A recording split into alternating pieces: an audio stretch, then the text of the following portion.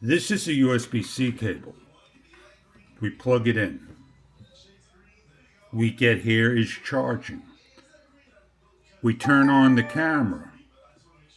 We get file transfer, webcam, and charging. In order to prevent that from coming on, we're going to shut the camera down. We're going to remove the cable. We're going to grab a cable that is only black lead and red lead. We're going to plug it into the camera. You're going to get the charging, and when you start the camera up,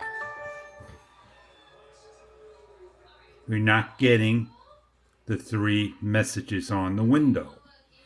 You need to have, again, a battery USB cable, Type C.